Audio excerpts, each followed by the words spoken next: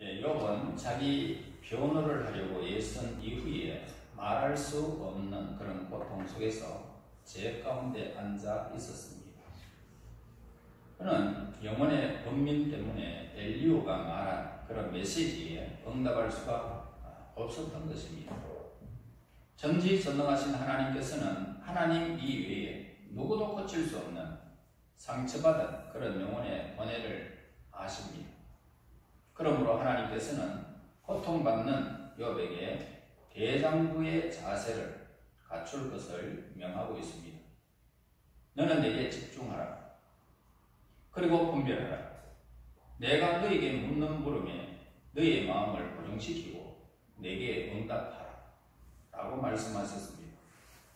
하나님께서는 고통 중에 쇠약하여 지쳐버린 욥에게 이렇게 말씀하신 것입니다. 하나님의 입으로부터 나오는 모든 말씀에는 무엇이 있습니까? 권능이 있습니다. 그러므로 하나님께서는 욥이 필요로 하는 능력을 욥에게 주셨고 욥을 굳건히 일어서게 하셨던 것입니다. 그는 이제 하나님의 음성을 들을 준비가 되어졌고 하나님께서는 자신에게 나타내 주시는 놀랄 만한 계시에 대해서도 각오를 하고 있었던 것입니다. 하나님께서 에스겔을 이렇게 부르실 때에 에스겔에게 다음과 같이 말씀하셨습니다. 2장 3절 4절에서 보면 그가 내게 말씀하실 때에 그 영이 내게 임하사 나를 일으켜 내 발로 세우시기를 내가 그 말씀하시는 자의 소리를 들으니 내게 이르시되 인자야 내가 너를 이스라엘 자손 곧 패역한 백성 나를 배반한 자에게 보내노라. 그들과 그 조상들이 내게 범죄하여 오늘까지 이르렀나니 라고 말씀하고 있습니다. 그리고 즉시 성령을 그에게 충만히 임하게 하셨고 그는 하나님 앞에서 굳게 서서 영원하신 하나님과 대화함으로써 그의 마음이 아주 강하게 무장되는 모습을 보게 됩니다. 또한 다니엘의 기록을 보면은 다니엘의 세 친구 사드락, 메삭, 아벳느고 그가 극렬히 타는 그런 불문불 속에서도 강하고 담대했다는 사실을 볼 수가 있습니다. 그들은 담대하게 이렇게 느부갓네살 왕에게 말합니다. 왕이여 우리가 섬기는 하나님이 계시다면 우리를 맹렬히 타는 불문불 가운데서 능히 건지시겠고 왕의 손에서도 건져내시리다 라고 말했던 것입니다. 그들은 느부갓네살의 섬기지 아니하면 모두가 불문불에 던지겠다라고 했는데 그 말이 실행됐던 것입니다. 결국 불문불에 던져졌고 그들은 불문불 가운데서도 하나님의 아들 같은 형상을 통해서 그들을 보호하는 모습을 보게 됩니다. 현재보다 7배나 뜨겁게 한 그 놀라운 불꽃 속에서도 머리털 하나도 상하지 않는 놀라운 기적을 하나님께서 베푸시는 것을 보게 됩니다. 자, 우리가 어떤 일을 만났을 때에 하나님께서 하시는 방법입니다. 우리를 불문불 가운데서 아니면 순교 가운데서 내가 죽음을 택한다 할지라도 그 모든 가운데서도 하나님은 우리를 강하게 만드시는 분이시다는 것을 우리에게 가르쳐 주는 것입니다. 하나님의 손길이 그들에게 닿기 전까지는 그들에게는 그렇게 담대함이 없었던 것입니다. 우리 마찬가지입니다. 어떻게 그럴 수 있을까라고 하지만 하나님이 강하게 하시면 된다는 것입니다. 여러분, 하나님께서는 엘리후의 입을 통하여 욥에게 전달된 메시지를 다시 욥에게 강력하게 반복해서 말씀하시지는 않았습니다. 대속물을 통한 이 구원의 방법이 욥에게 들려왔습니다. 하나님께서는 엘리후를 통하여 하나님의 뜻을 나타내신 것입니다. 욥은 엘리후의 말을 통하여 하나님의 뜻을 발견하게 되어졌습니다. 욥은 뒷벌과 죄 가운데 회개했던 하나님의 권능과 계시는 욥으로 하여금 자신을 혹독한 시련 가운데 두셨던 하나님의 섭리를 알 수 있게 한 좋은 기회였던 것을 보게 됩니다. 2절에서 보세요. 터집 잡는 자가 전능자와 다투겠느냐? 하나님을 탓하는 자는 대답할지니라 라고 하나님께서 욥에게 말씀하고 있습니다. 자, 이렇게 하나님께서 욥에게 묻고 계시는 것이 뭡니까? 다시 말해서 이 말은 피조물로서 지식과 지혜가 부족한 인간이 어떻게 감히 전지전능하신 창조주에게 지혜를 논할 수 있겠느냐, 이런 의미라는 것입니다. 그러면 여기서 하나님께서 욥에게 답변한 내용을 우리가 잠깐 살펴보겠습니다. 먼저 욥에 대한 하나님의 책망을 보게 됩니다. 하나님께서 욥에게 피조물이 어떻게 창조주에게 교훈을 줄 수 있겠느냐 라고 이렇게 욥을 책망하고 계십니다. 그러니까 하나님께서는 욥에게 질문을 하고 있습니다. 그러나 욥은 이러한 동물들에 관해서 피상적으로밖에 알지 못했던 것입니다. 구체적으로 알 수가 없죠. 그러나 하나님께서는 지혜로 온 우주를 지으셨기 때문에 모든 사물에 대해서 뻔히 알고 계시는 분이십니다. 그러기에 욥이 알고 있는 이 지식의 범위라는 것은 뭡니까? 밤하늘의 무수한 별들 가운데 보일 듯 말 듯한 작은 별에 지나지 않는다고 말할 수 있을 것입니다. 또한 하나님께서는 욥에게 이 땅에 사는 동안 경험을 통해서 아는 것이 보잘것없음을 책망하고 계심을 보게 됩니다. 사실 인간의 생애라는 것은 뭡니까? 영원이라는 이 시간과 우리 인간의 시간과는 비교가 될 수가 없는 것입니다. 그러나 하나님께서는 스스로 계시는 분이시며 하나님은 영원히 존재하시는 분이십니다. 우리의 미래도 영원히 계실 것이고 이 우리의 과거도 이미 영원히 계셨던, 영원에서 영원까지 이르는 하나님의 시간을 우리는 잴 수가 없는 것입니다. 하나님의 책망에 대해서 욥이 이렇게 말을 했습니다. 욥은 하나님의 책망을 듣고는 4절과 5절에서 말씀하고 있죠. 나는 비천하오니 무엇이라 주께 대답하리까? 손으로 내 입을 가릴 뿐이로소이다. 내가 한번 말하였사온즉 다시는 더 대답하지 아니하겠나이다 라고 대답하고 있습니다. 욥은 비로소 자신의 지식이나 지혜가 한계가 있으며 하나님께 도덕적인 면에서도 잘못이 있음을 시인하는 것입니다. 그래서 욥은 나는 비천하오니, 비천하다는 것은요, 처음이 없이는 비천하다 생각하지 않는 것입니다. 하나님 앞에서 비천한 인간임을 고백할 수 있는 것은 하나님의 은혜가 우리에게 임했을 때 비로소 아는 것입니다. 내 얼굴에 티끌이 있는데 그걸 보지 않고는 우리가 그 티끌이 있는지 없는지 모릅니다. 자신은 몰라요. 그러나 거울을 보면 우리의 그 모습이 드러나게 되듯이 하나님의 성령이, 하나님의 말씀이 우리에게 임하면 우리의 모습의 비천함을 보게 되는 것입니다. 하나님의 은혜가 임하면 그렇게 됩니다. 욥은 하나님을 원망하는 것이 얼마나 잘못된 것인지를 그 자리에서 깨닫게 된 것입니다. 하나님의 음성을 듣고요, 하나님의 말씀을 듣고요. 따라서 욥은 이러한 욥과 같이 우리 자신이 하나님 앞에 성결된 생활을 하고 진리 안에서 자유를 누리고 하나님의 복을 누리는 생활을 하려고 하면 우리는 잠잠하고 침묵해야 된다는 것입니다. 그리고 어떻게 해야 되겠어요? 하나님의 교훈에 귀를 기울여야 된다. 욥은 자신은 이 피조물에 불과하지만 하나님께서는 전지전능하신 창조주 하나님이십니다. 이 사실을 깨닫게 된 것입니다. 그러므로 욥은 잠잠할 수밖에 없었죠. 그래서 7절에 너는 대장부처럼 허리를 묶고 내가 네게 묻기를 내가 대답할지니라 라고 말씀하신 것입니다. 자, 이제 이 욥은 자신과 다른 피조물들을 비교해 보았습니다. 그 결과 그는 인간이 자연과 동식물을 다스리고 경작하기는 하지만은 동식물에 대해서 상세히 알지 못했다는 것을 확실히 깨닫게 된 것입니다. 네가 아느냐? 소를 아느냐? 네가 하마를 아느냐? 보기만 보았지 네가 어떻게 생겼는지, 그 구조가 어떻게 되는지, 그 세포가 어떻게 되는지 네가 아느냐? 하나님은 다 알고 계신다. 우리의 머리털까지 다 세심받으신 하나님.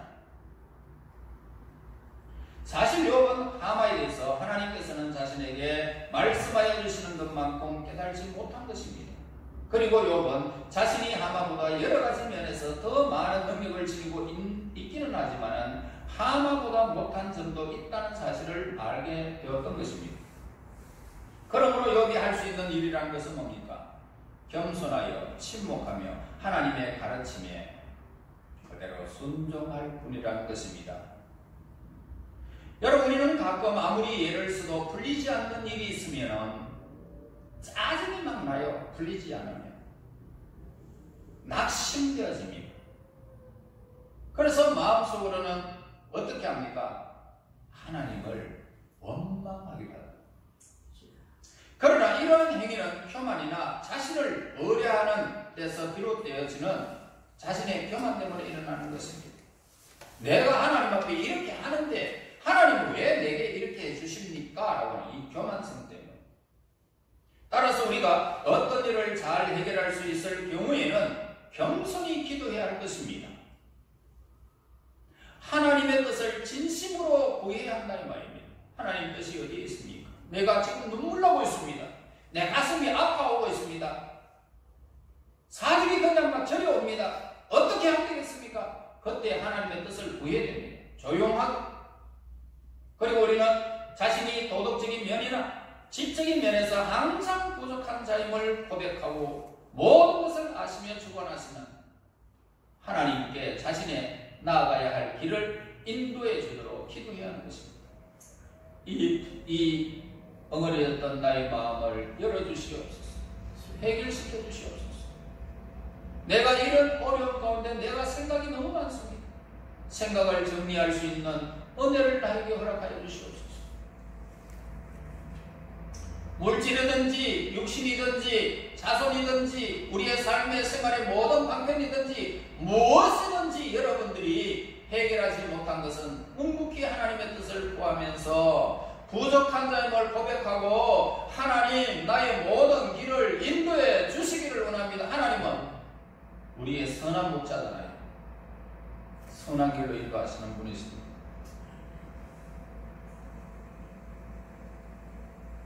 여러분, 이렇게 하나님을 의지하고 하나님께서 해결해 줄 방법을 찾는 자, 이런 사람들은 하나님으로부터 책망받을 일이 없는 것입니다. 뿐만 아니라 단잠을 잘 수 있도록 하나님은 그의 삶을 평안을 허락해 주실 것입니다. 평안이 주시면 어떻게 될까요? 우리의 삶이 해결됐다는 것입니다. 할렐루야. 우리의 어두운 면이 사라져야 평안의 잠을 잘 수가 있는 것입니다. 우리가 지금까지 욥기서를 지금 계속적으로 보았습니다. 욥은 처음에는 신앙의 인내심과 자제력이 매우 강했던 그런 사람으로 묘사되어 있습니다. 그리고 욥은 1장 1절에서 성경에서 이렇게 기록을 하고 있습니다. 온전하고 정직하여 하나님을 경외하며 악에서 떠난 자라라고 말씀을 하고 있습니다. 그런데 욥은 여러가지 시련과 소용돌이 속에서 휘말리게 되어지자 불안하고 초조한 마음을 갖게 되었던 일면도 보게 되어졌습니다. 이 점을 의아하게 생각하는 사람들이 있을지 모릅니다. 그러나 하나님께서는 욥의 생각과 신앙을 더욱 성숙하게 하고 연단시키려는 깊은 의도 가운데서 욥에게 시련을 허락하셨던 것입니다. 그러면 성경에서 언급되고 있는 이 주요 인물들의 경우는 어떠냐라고 우리는 질문해 보아야 합니다. 우리는 다윗의 매우 경건하고 거룩한 삶을 살았던 사람으로 우리는 알고 있습니다. 그래서 하나님은 다윗을 보면서 내 마음에 합한 자라 했습니다. 그러나 다윗도 우리가 상상할 수 없는 끔찍한 죄를 저지르는 우리와 성경이 같은 사람이었습니다. 모세도 광야에서 연단을 거친 후에 매우 온유하고 겸손한 인물이 된 것을 보게 됩니다. 그러나 모세가 애굽에서 이스라엘 백성들을 이끌고 나와서 광야를 행진할 때에 그가 격렬하고 단호함으로 보여주기도 했던 것입니다. 얼마나 강하고 온유하고 하나님의 말씀에 집중하여 그 백성들을 인도하는 지도자의 역할을 얼마나 아름답게 수행했는지를 모릅니다. 아브라함은 용기 있고 반대한 인물이었습니다. 그러나 아브라함은 아름다운 아내를 애고방에게 뺏길까 염려하여 자기 아내를 누이라고 속여버립니다. 거짓말입니다. 여기서 욥은 자기 시대의 사람들보다 공의로운 생활을 했었고 또 친구들이나 이웃에게 반대함을 보여주었던 그런 사람이었습니다. 남에게 무엇을 요구하거나 남에게 가로채지 않았습니다. 그리고 욥은 매사에 공정한 인물이기도 했던 것입니다. 그러기에 욥은 건강과 자녀와 재산의 복을 그는 누리고 살고 있었던 것입니다.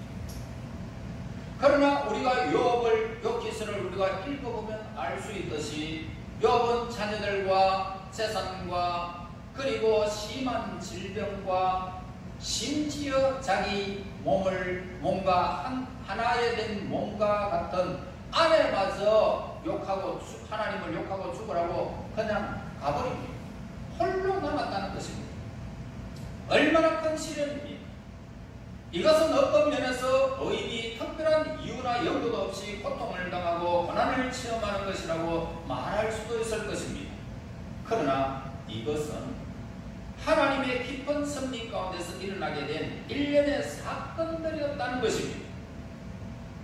여러분, 하나님께서 우리에게 물질의 시험을 하든지 자녀에게 시험하든지 우리의 육체를 시험하든지 우리의 삶의 모든 영역을 흩어리든지 하나님이 하시는 일은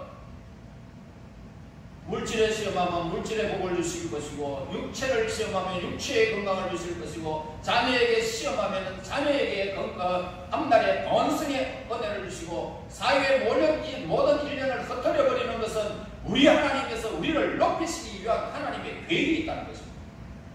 하나님은 절대로 우리를 망가뜨리지 않는다. 망가뜨리지 않는다. 좋으신 하나님,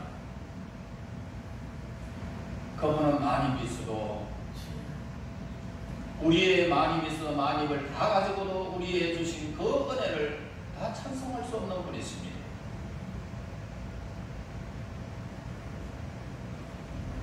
여러분, 우리는 일반적으로 하나님께서 의인에게 복을 주시고 악인에게는 심판하신다는 이 메시지를 우리는 너무나 잘 알고 있습니다. 그러나 하나님께서는 때때로 이러한 경우보다 더 높은 차원에서 하나님의 뜻을 실행하시기도 한다는 것입니다. 여러분, 알아야 합니다. 욥의 경우에도 하나님께서는 욥에게 시련을 주셨고 그로 말미암아 몇 가지 심오한 교훈을 깨닫게 하시려는 의로움을 갖고 계셨던 것입니다. 즉 인간이 생각하는 의로움보다는 하나님의 의를 깨닫게 하고 하나님의 은혜와 능력을 보다 깊게 깨닫게 하기 위한 성결된 생활을 하려고 하는 그것이 바로 하나님의 계획이었던 것입니다. 그러면 위에서 언급한 그것을 염두에 두고 몇 가지 교훈을 우리는 생각해 보아야 할 것입니다. 먼저 우리는 때때로 하나님께서 우리를 인도하시려는 목적과 방법을 이해할 수 없을 때가 많이 있습니다. 나는 어떻게 될까? 미래는 내 삶이 어떻게 될까? 현재는 내가 왜 지금까지 이렇게 살아왔을까? 이해될 수 없는 일들이 우리에게는 있습니다.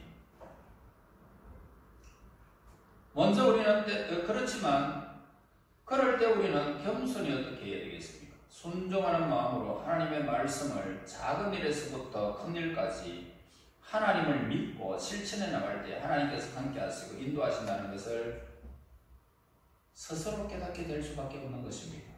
하나님께서 나를 이렇게 인도하시려고 나를 지금까지 이렇게 하셨구나.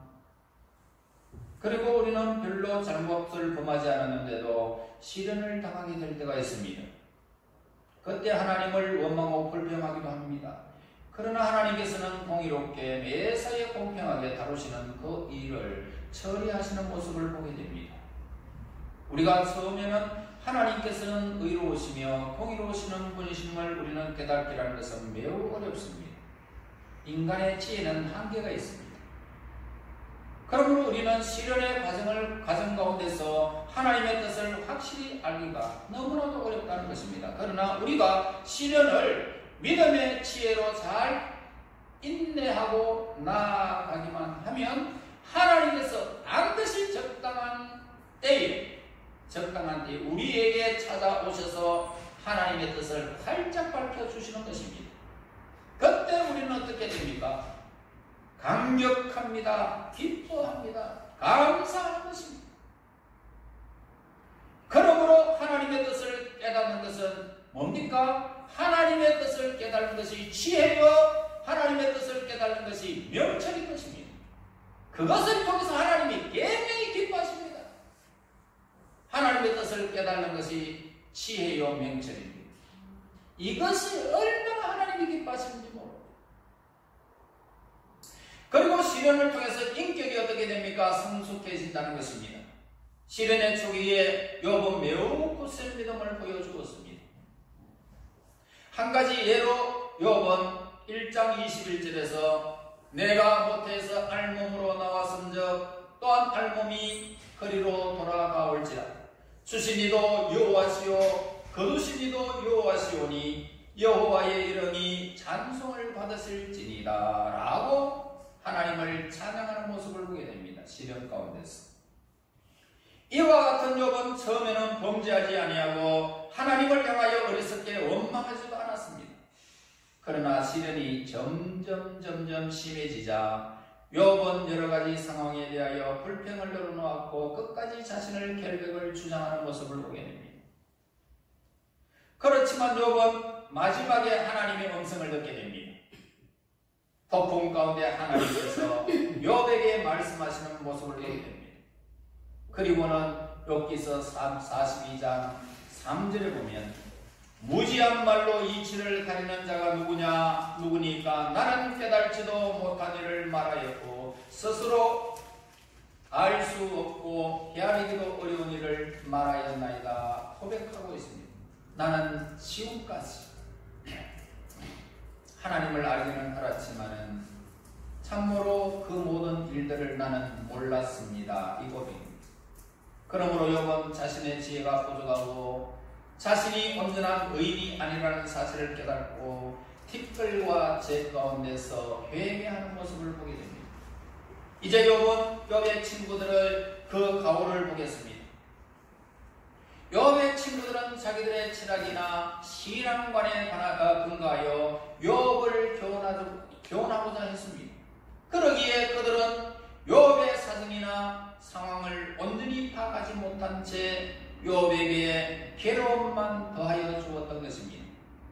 따라서 우리는 이웃의 사정을 확실히 알지도 못하고 이웃을 판단하는 일이 없도록 주의해야 할 것입니다.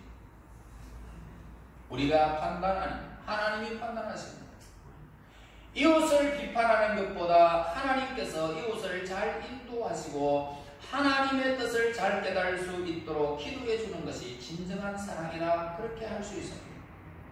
기도해 줄 뿐이지 우리가 충고해야 할 대상이 아닌 것입니다. 회개한 욥에게 이전보다 더욱 많은 갑절의 복을 하나님이 부어주셨습니다. 욥이 다시 복을 하나님으로 말미암아 받은 것은 욥의 의로움이나 성실함에 비롯된 것이 아니었습니다. 언제나 물질은 하나님께서 우리에게 물질을 얻는 능을 주셨기 때문입니다. 다시 말해서 하나님이 그에게 필요한 대로 주신 것입니다. 하나님은 선하십니다. 욥을 연단하신 후에 물질을 시험하시고 건강을 시험하시고 난 후에 갑절이나 물질을 주셨고 또 건강을 주셨습니다. 그리고 훌륭한 아내를 주셨고 자녀들을 10명이나 주셨고 게다가 장수의 복을 누리게 하셨던 것입니다. 140여 년을 더 살았습니다. 이처럼 말년을 하나님의 복과 은혜를 누리는 매우 아름다웠던 생애가 욥의 생애였던 것을 보게 됩니다. 저는 이 욥의 욥기서를 보면서 욥이 얼마나 살았는지 저는 나중에 보면 알지만은 욥이 그 시련의 시간이 얼마인지는 모르겠어요. 1년인지 한 달인지 두 달인지 거기에 기록이 없으니까. 그러나 욥기서를 우리가 보면 분명히 시간은 많은 시간이 흘러갔다라고 볼 수가 있습니다. 자, 이 말씀을 통해서 자신이 미천하다고 해서 자신의 모든 것이 악한 것이 아니다라는 것을 우리에게 가르쳐주고 있습니다. 그러기에 하나님께서 우리를 낮추신 것을 가소평가해서 안 된다 이 말입니다. 하나님께서는 우리를 낮추시고 성령의 사역을 통해서 우리를 무장시켜 좋은 일에 사용하시고자 하는 하나님의 뜻이 있습니다. 우리가 성령의 도우심을 따라서 생활하게 되어진다면 하나님께서는 서서히 우리를 높이실 것이고 우리를 존귀하게 만드실 것입니다. 그러므로 자신을 바로 안다는 것은 매우 중요한 문제라는 것입니다. 그런데 우리가 자신을 남들과 비교해 보는 것만으로 자신을 바로 알 수가 없는 것입니다. 여러분, 비교의 대상이 아닙니다. 하나님과 나와의 관계이지 다른 사람과의 관계는 전혀 아니라는 것을 우리는 알아야 됩니다. 우리는 하나님을 만나고 하나님의 음성을 듣게 되면 그때부터 우리의 신앙관이 변하는 것입니다. 우리의 신분이 변하는 것입니다.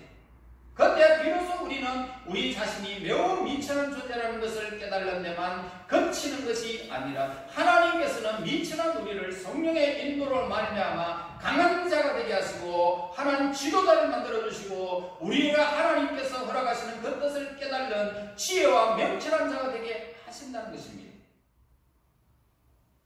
그래서 그 모든 지혜와 명철을 통해서 하나님의 일에 유익한 자로 하나님이 그를 사용하게 될 것입니다. 그리고 우리를 존귀하게 하십니다. 하나님의 일에 여러분 생활 속의 환경 모든 여건들이 어떻게 얽혀 있을지라도 두려워하지 마시고 하나님은 선하신 방법으로 우리를 이끄신다는 이 사실 앞에 지혜와 명철하여 하나님의 기쁨이 되어지고 이 땅 위에서 살아가는 날 동안 하나님의 일에 유익하게 사용되어져서 하나님의 기쁨이 되어지시기를 예수님 이름으로 축원합니다. 아멘. 하나님 은혜 감사합니다. 비천하고 무능한 저희들을 불러주셔서 성령의 인도와 간섭 아래 저희들을 강하게 하사 험악한 세상 속에서 신앙의 절개를 지키게 하시고 하나님의 거룩한 뜻을 따라서 오늘에 이르게 하신 하나님을 찬양합니다. 지금 이 시간에 머리 숙인 하나님의 사람들 얽혀있는 문제가 무엇인지 우리는 알 수가 없습니다.